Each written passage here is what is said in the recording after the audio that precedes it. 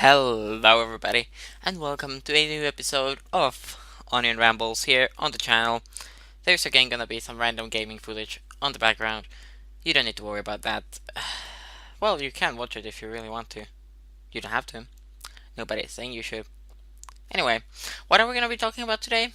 Well, today we're gonna be talking about the Rio 2016 Olympic Games that actually started on the time of recording today, and I'm hoping to get the video out today, so they started today. Yeah, isn't it great?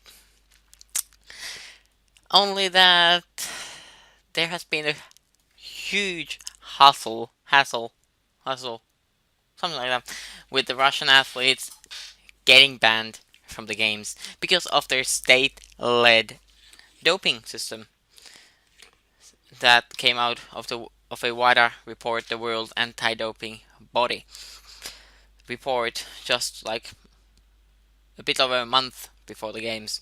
And since then, I've been just like following all the news, like rapid fire, like how's it been going? Are which Russians are allowed in and whatnot? Because it's been really interesting to me, and I don't think it's been really professional in the way the IOC handled it.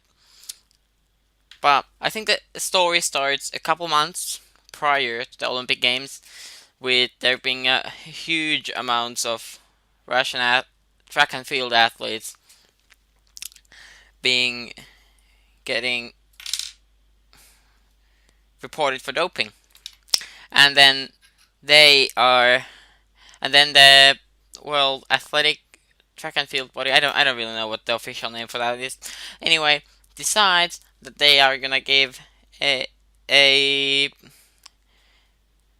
are not gonna permit the Russian athletes, track and field athletes, to compete in any international sports events for a couple months, and then they extended it to cover the Olympics, which in itself is a huge deal because that includes, for example, the double two times reigning pole vaulting.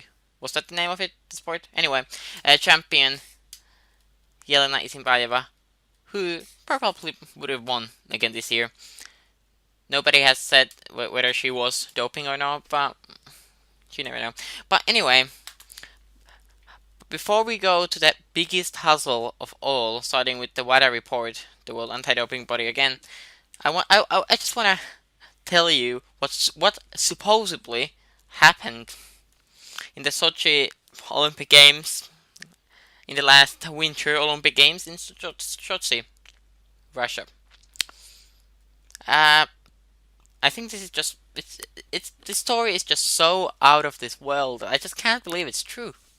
But anyway, if it's true, at least partially, it's still amazing. So how the whole project starts? Like when they athletes get, like, they finish their thing that they're doing there, and then they are taking the blood is taken from them, so they can test it whether there is some forbidden stuff in it. Then they because they and then those things only have like barcodes for each athlete, so they don't even have the names in them. So I guess to make cheating and corrupting the testers more difficult, but they still had somehow managed to do this because the Russian athlete supposedly had taken a picture of the barcode in the thing where the blood was stored before it was taken to the laboratory.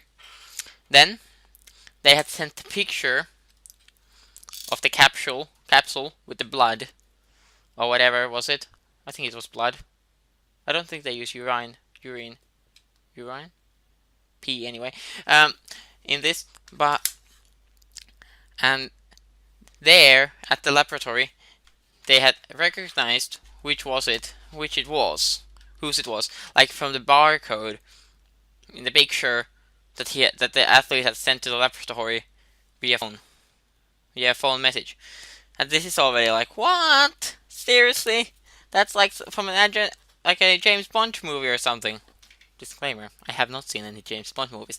Anyway, and then what they did was they put the Russian things, like the Russian athletes' blood things, outside through a hole in the wall, and during the night, not the night, because night obviously doesn't exist. Like you can do during a night.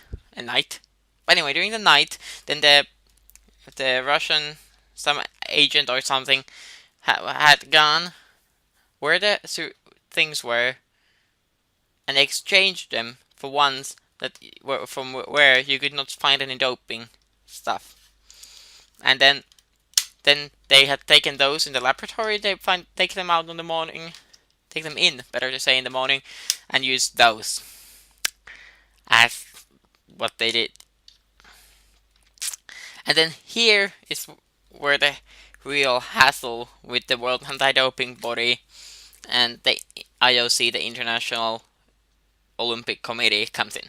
So first, there's a WADA report saying that all Russian athletes should be banned from Rio. Well, that's not all. Since the track and field athletes had been already out, and then they had sent a reclamation to the CAS, which was the Court of Arbitration for Sport,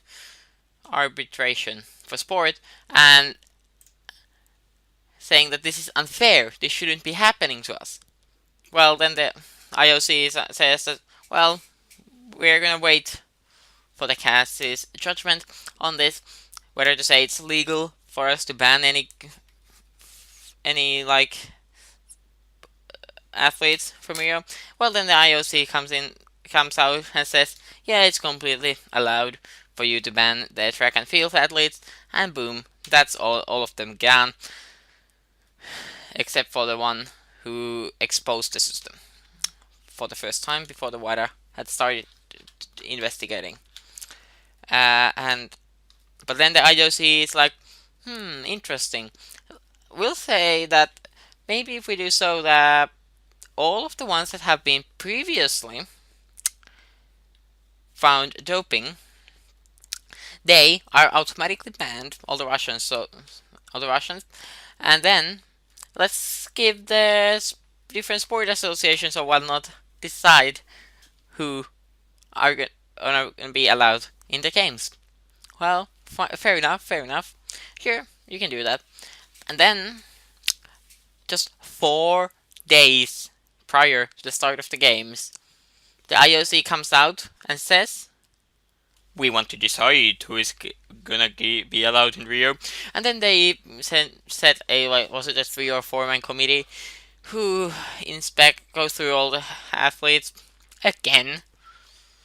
And then just 1 day prior to the game starting, the final list of Russian athletes who are allowed to join is exposed. And at this moment, I'm just so sorry for all of the Russian athletes for having to go through this hustle, especially the ones who have not been using doping, because obviously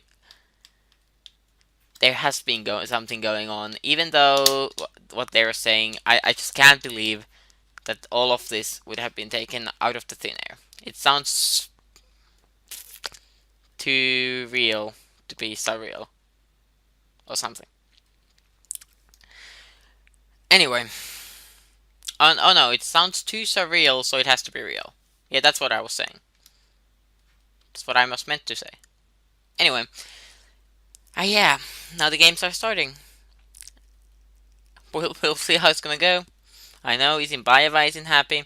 She was even asked to be the flag carrier for the Russian team in the opening ceremony. I'm not actually certain whether she carried the flag or not, but anyway. Yeah, that's all for me today. Hope you enjoyed this ramble of epic proportion and crappy organization, but sure. And yeah, I've been Onion27 here. Hope you enjoyed, and see you next time for I don't know what.